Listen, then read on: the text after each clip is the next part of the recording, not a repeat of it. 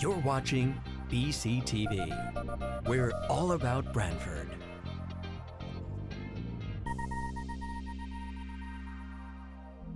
You're watching BCTV, Brantford Government Television, a service of Brantford Community Television. This program is brought to you in part through the support of the town of Brantford.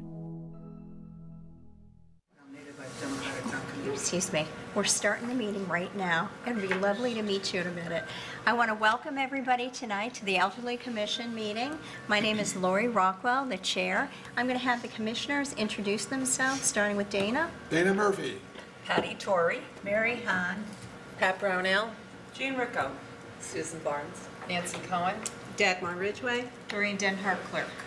And welcome everybody. And again, for the citizens that are here tonight, welcome. And again, if you do come up to speak, we want you to come up to the desk so you'll speak into the microphone and please introduce yourself. Okay? So welcome. So did everybody get a chance to review the minutes from the September 13th meeting? And again, that was the last time that we actually formally met because we didn't have our meeting in November. So did everybody get a chance to review them? Any corrections, additions, deletions?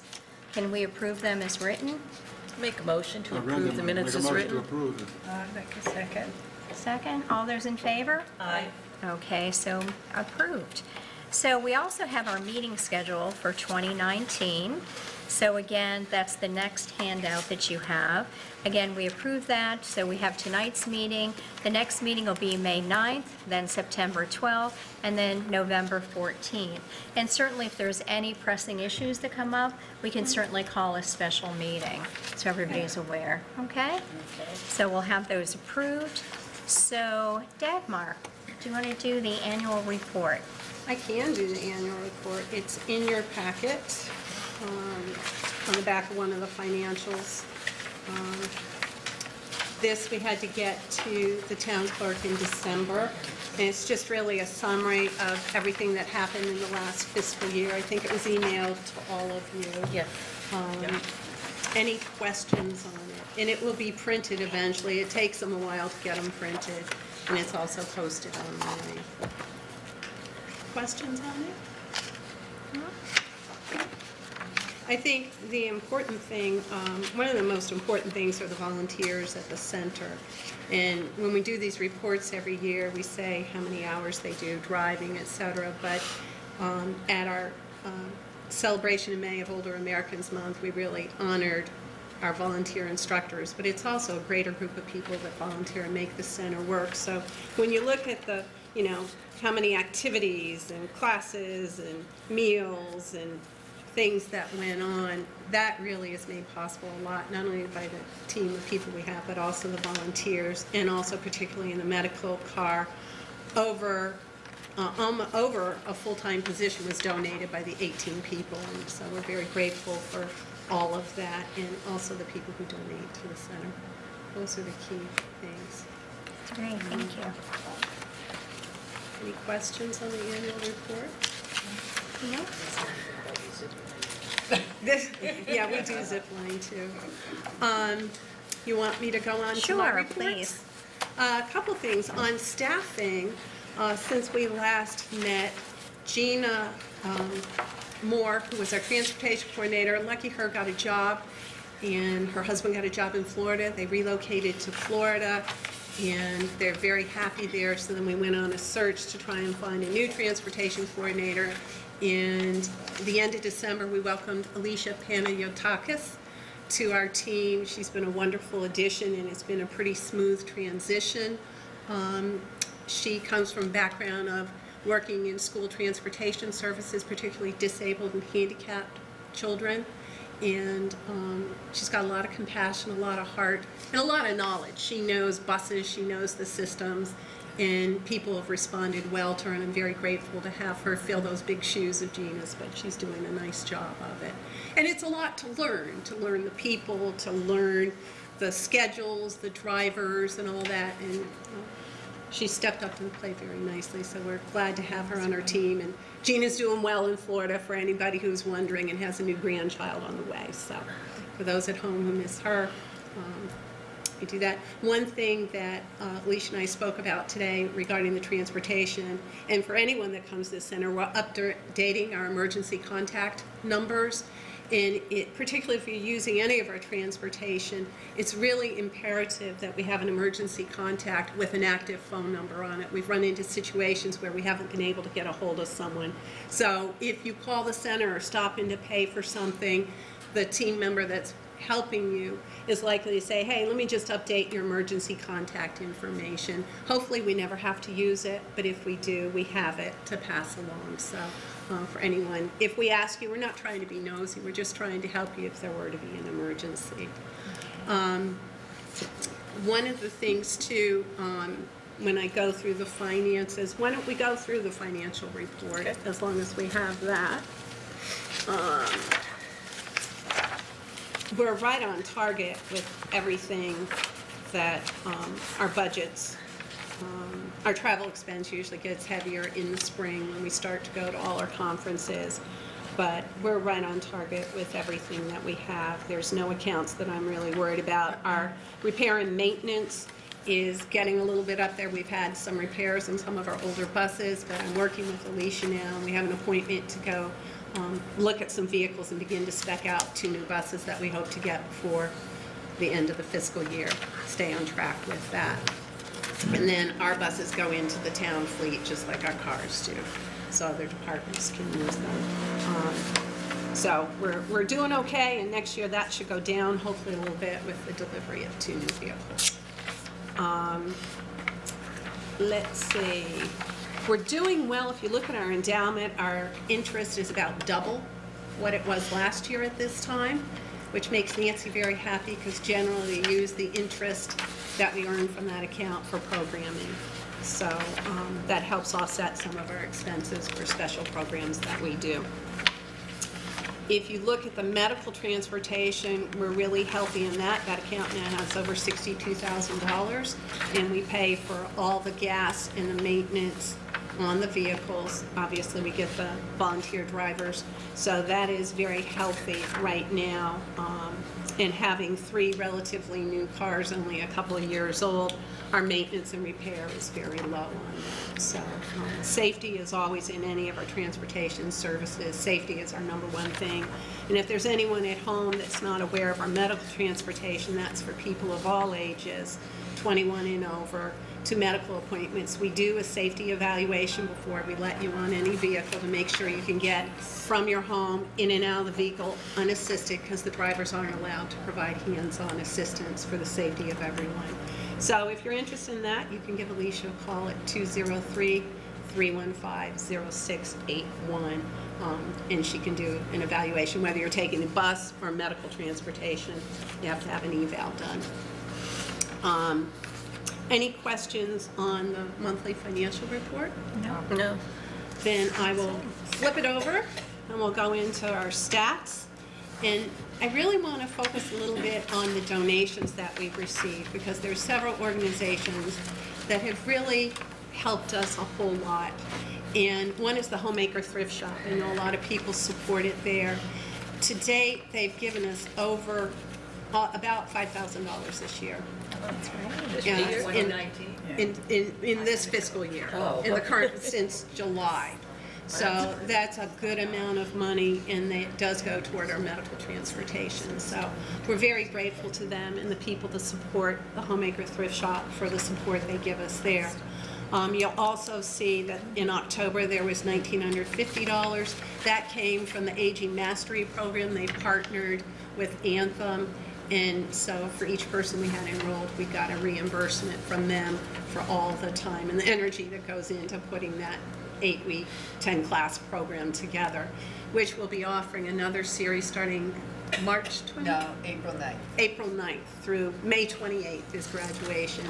So if you're interested in that, it's free to anyone who's an Anthem participant, and they'll do a round of marking out to their participants and anyone really in the area that's aging, and we all are. It's really targeted at people 50 and over. If you haven't taken it, Patty, you've taken it. I have taken it. I've talked about it before, but I'm mentioning it again. You want to say something about it? No, I really enjoyed it, and I was informed on things I thought I knew, and I suggest that if you get the chance, that you do take it. Yeah. It's a enjoyable 8 Pat, weeks. Pat, did you take it as well? I did, yes. And what are your thoughts The first about it? time it was offered, I took it. And I thought it was well worthwhile, even though I had been exposed to many of the things. Yeah. It was an excellent refresher course, and Yeah, and we limit it, because when you turn 50 and over and you begin to age, as we think more rapidly, everybody ages at the same rate, there's so much stuff you don't know. right. And we think we know it, but we pull in professionals, whether it's colleagues within the town, or medical professionals, or financial people, and it's through the National Council on Aging. It is now an evidence-based program that people who take this live longer and happier and healthier lives. And that's our goal. We want to educate as many people. We limit it, and what happens in the class stays in the class, right, ladies? That's right. So, and Anthem does market it regionally, so there were people in our last class that were from other community towns, but it really brought another dimension to the class to have people you may not know. And so if you're interested, you can call Nancy or see any staff member to sign up for that. And that again starts April 9th. April 9th. Thank you. That's why you book those things. We also, in our fundraising through our craft fair, our Election Day craft fair, we made at least $1,500, which is phenomenal, and all that money goes back in to support those creative arts programs that we offer. And the most heartwarming thing is people reacting to the things that people have made. Nancy, you want to speak to that at all?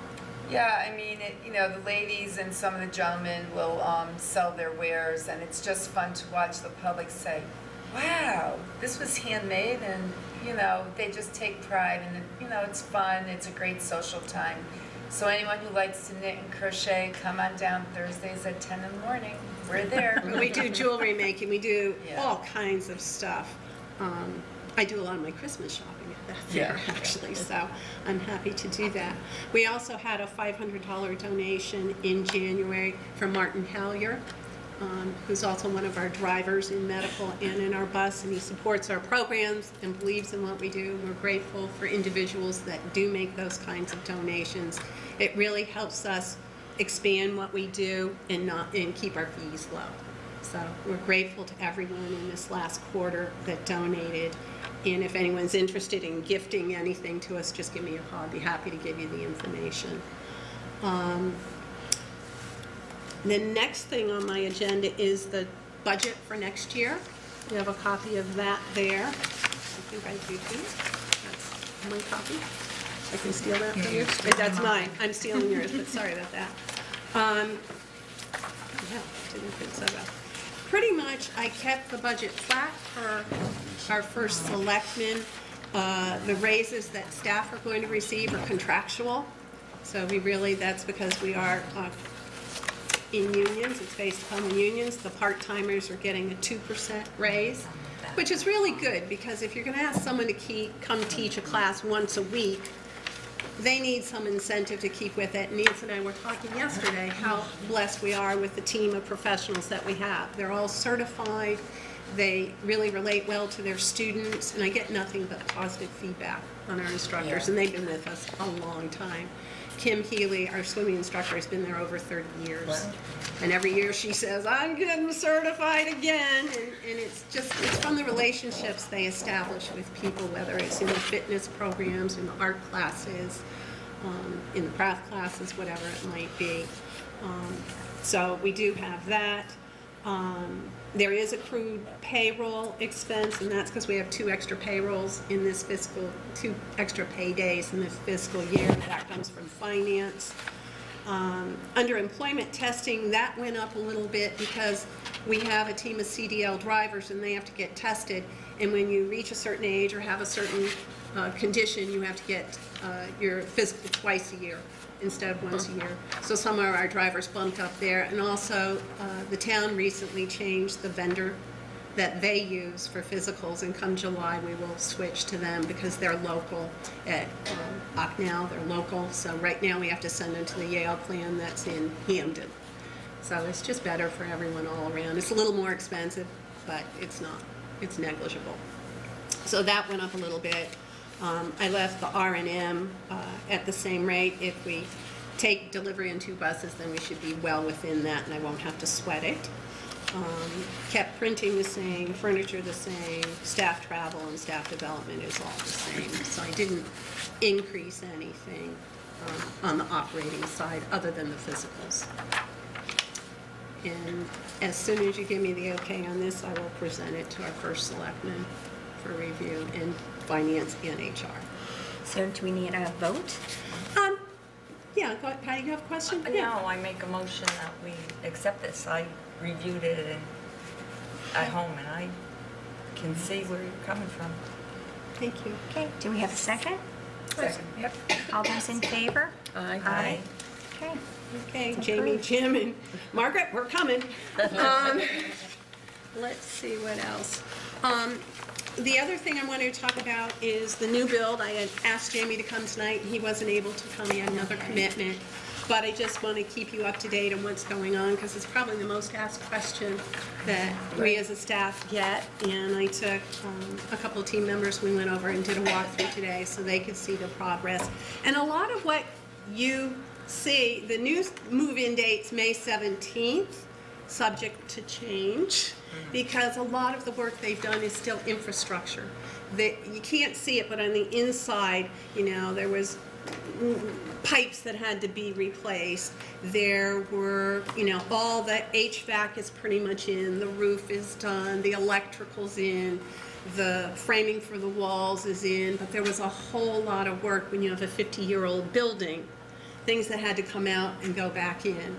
But I think everyone will be very pleased, and we're excited about the new space that we're going to have, and that it's really going to happen in the next, I would say, 3 to 5 months. I'm really excited about it. And, you know, like anything, it's give and take. Is it everything we could want? No, because that's too expensive. But we really have a building that I think we'll be proud of and will serve the community for many, many years to come. And it's got the historical, it's where we started in that building, actually. We had one little closet in another little room way back when. I can remember when I was first hired over 40 years ago.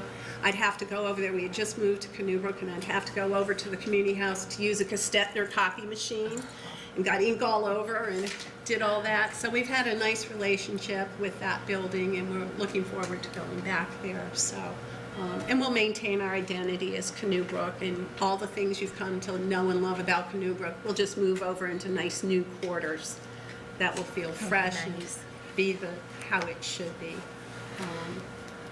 I also have any questions about what's going on there? And I know people are anxious to have Jamie come to the center to speak to them, and he will as soon as he can. We're waiting for the architect to get some final things, and he will come talk to you, hopefully, very soon. Any questions from the commission? No? Nope. Okay. Where the name Canoe Brook? It's a historical name, because the town in the 4th Ward where we are, there was actually a brook that ran through, and the Indians had named it Canoe Brook. So we kept that name, and we kind of like it. Kind of figured that. What? They canoed on it. I don't know what they did on it, but it gets back. Was it like where the building is? I'm not sure, but I know that John Sliney, who hired me and was my mentor years ago, his family lived across the street, and they used to have an outhouse on the property, and, you know, he told me a lot of good stories in the horse barn that was next door, and yeah, not that anyone here would know anything about horses. No. But yeah, and I think it's important to maintain, like, the rooms. We'll still have a Monowese and a Tutucket and a Sliney room, and I think it's important as we relocate to maintain our identity and our history, because I want people to say, like the Matthew H. Brady Library, who was Matthew H. Brady? He was another mentor and a director for 32 years of Canoe Brook and brought it to where it is. So I think it's really important to maintain those names. And originally, when we were renovating where we are now in the 80s, I came up with naming it after the Indian tribes. That's where Waverly and Tutucket and not Sliney, Waverly, Tutucket, and Monowese were all Indian tribes that were in this community and had a lot to do with the settling of Branford. So That's it. Any other questions on the building, anything like that? Okay. Another thing that I want to talk about that I think is important to get out to the community, and I've been working with Channel 8, we're going to be doing a piece on it, is in the last several weeks there's been a real jump in people contacting us about scams, phone scams that are coming on. And there's two really big ones. The one that's been very timely is, as many of you know, this past year Medicare reissued Medicare cards not using your Social Security number but a randomly generated number. Now those cards only went out to people who remained in traditional Medicare, not people who switched to an HMO or a Medicare Advantage plan. You got a card from Anthem or Aetna or whoever it's from if you have Medicare Advantage. So the scammers are very, very sophisticated. They can be very convincing, and they call you on the phone and say, you know, I know you have Medicare and you didn't get your new card because you're not entitled to a federal Medicare card because another company's managing your benefits, and we need your number to make sure you get a card. And this happened, and they're very convincing, and they're very persistent, and they're very well coached. And I think it's really important. I want to get the word out to people. Don't answer those calls. And it's very sophisticated because they're all computer managed, and then you get a live person, and the live person, you're like, oh my God, this person knows my name, they know where I live. I got to give them my number so I get my Medicare card. Don't do it. Hang up the phone. Even better yet, don't pick it up. Medicare and Social Security will never call you on the phone unless you have generated the call and said, call me back at a particular time.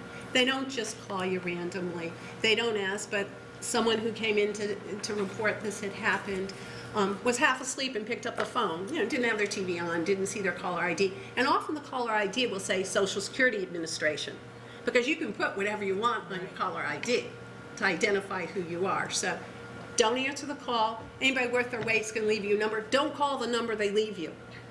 Call us at the senior center and say, so-and-so called me. Is this valid? Okay, I want you to do that.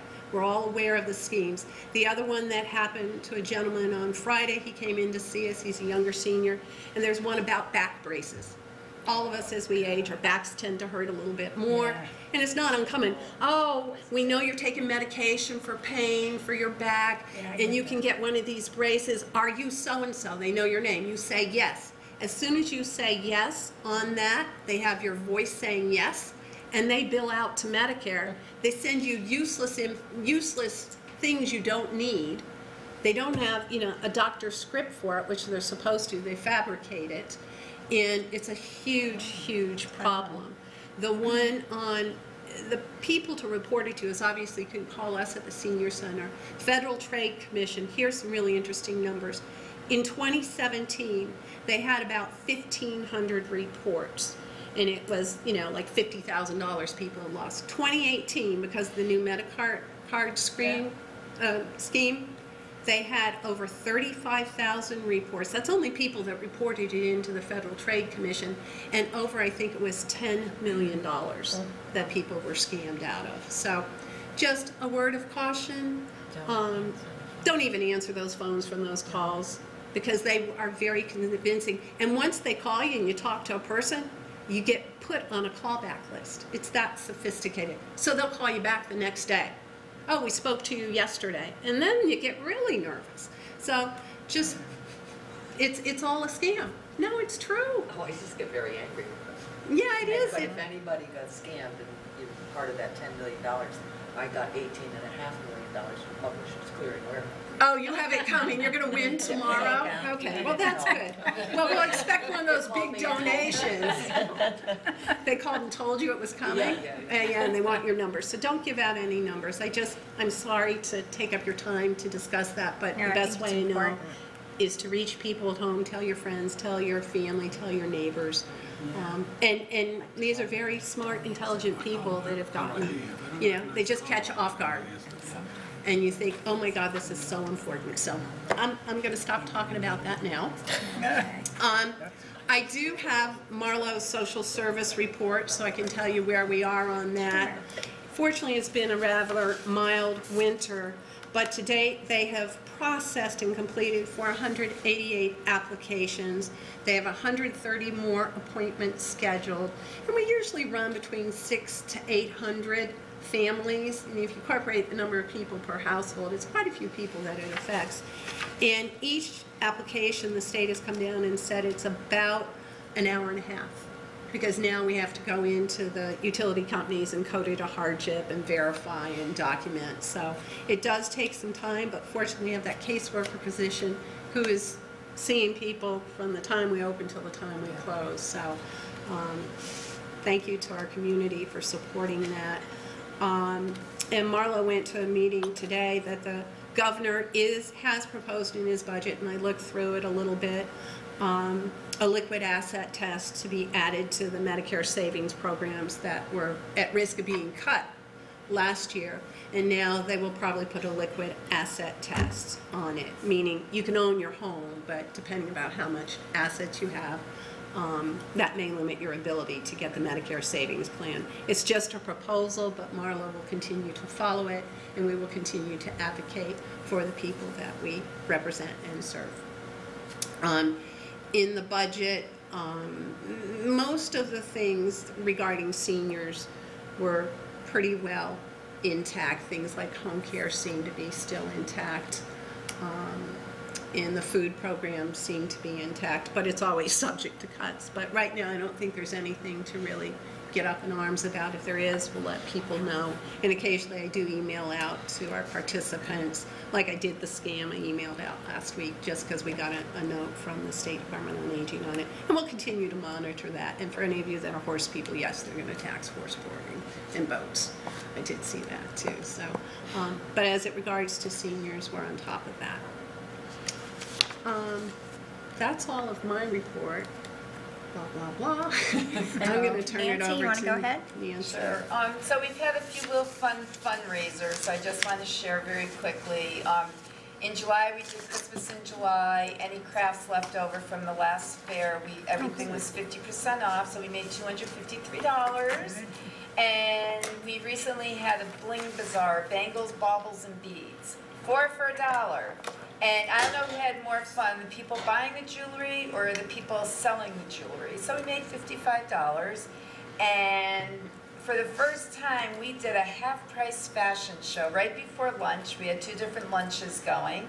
Patty on our commission was one of my models, and we made $47. So it was fun. And in April, we're going to do a half-price jewelry, some of the jewelry that we made, handmade with the sterling silver earrings and stuff, the sea glass jewelry, some of it will be half price. So it's just fun, silly things, you know, to brighten up a dreary February day or whatever. So I just want to let you know that we do have some fun here and there.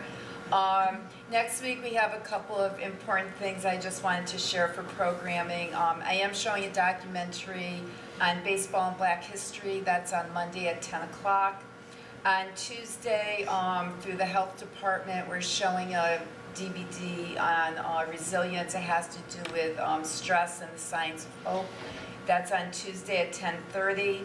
And thanks to the VNA Community Healthcare, we're offering the Exercise for Better Balance. It's a 12-week program, and what it does is it helps to build your upper body, your core, and your lower extremities so that you prevent falls.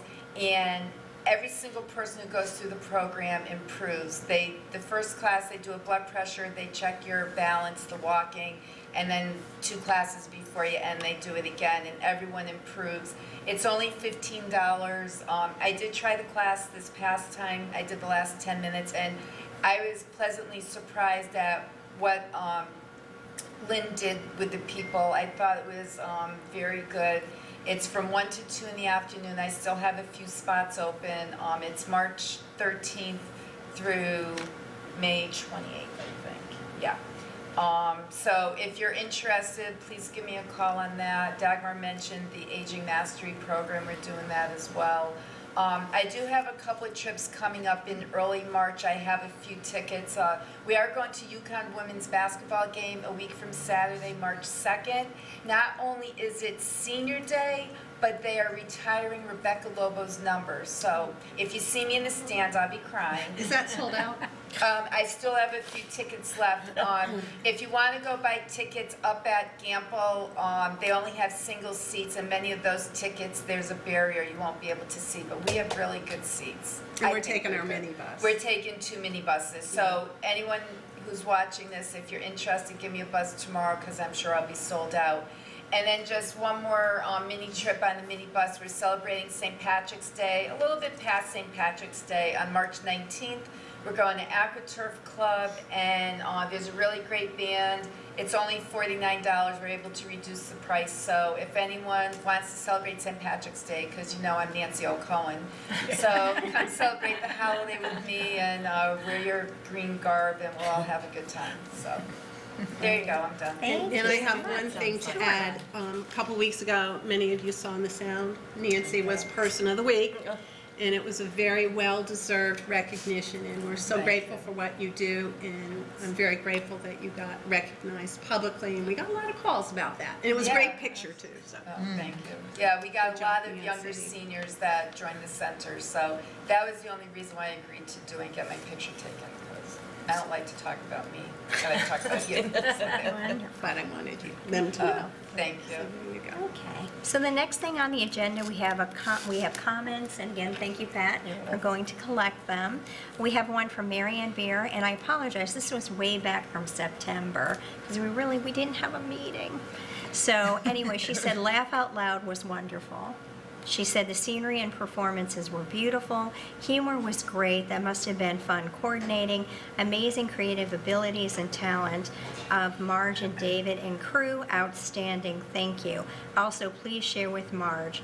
Thank you. So I'll give that to you. You can share that Nancy, with you Marge. want- Yeah, Explain. also, we do something called Reader's Theater, and sometimes I have a hard time finding things that are for adults. So a lot of times I just find like jokes. And what Reader's Theater is for people who enjoy acting, but we're at an age where we don't want to memorize lines. So, I don't know, I found some jokes and they were just acting them out, and then all of a sudden they're like, oh, we could do something like the Laugh-In Show.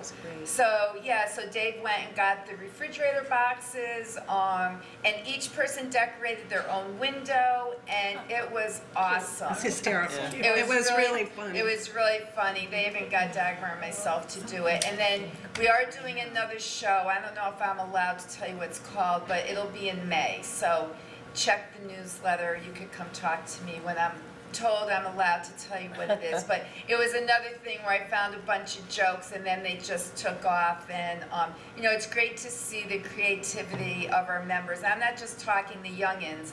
The oldest lady's 94 and she's pretty funny. So, we're kind of set with our actors and actresses, but once the show's over in May, we're looking for more people to join us. So please do so. Excellent. All right, the next one we have is from Jean DeRiso, and this was back in November. So she requested that the coat racks on either side of the entrance are continually blocked. She did supply some pictures, leaving no place to hang coats. The 3 recyclable bins have been there since last spring, and tables on the other side forever. So on many rainy days, dripping coats were everywhere except where they should be, and now winter is upon us. So again, We did, and part of that was when we do our shredded event, the bins come in, and it's hard because they go in the yoga room and the exercise room, and then they go back in the hall, and we have to move them around. So we apologize for anyone that was inconvenient. But now we only have 2 of those, but we have to keep those bins there because we're cleaning out a building that we've been in for 40-something years. Yeah. And so we have to have that there so we can properly dispose of documents and things from the staff. And we did clear out, so there's room for the coats. We did address that. okay, thank you. And the last one we have is from January. There's no name. It says, "Thank you for having the chair Tai Chi class. Alana was very good, teaches us many things." So thank you all for the comments. So the next part of Thank you our for the meeting- positive comments. Yeah, I that was really appreciate nice. it. And if anyone has a concern, they can come talk to us. Absolutely. And we can try to resolve it. Our doors are usually open, and we'd like to resolve something before it becomes a complaint.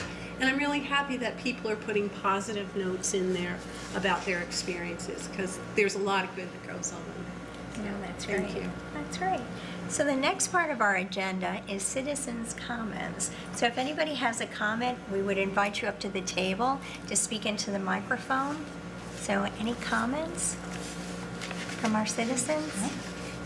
No? Okay. Well, thank you all for coming. I guess then we will have, our next meeting then will be May 9th. Can I have a motion to adjourn? I make a motion to adjourn. Just give me the phone packet. All those in favor? Aye. All right, thank you very much, everyone. And thank you all for coming. Thanks, everybody. This program was brought to you in part through the support of the Town of Brantford. Watch town meetings and other videos on demand at BrantfordTV.org.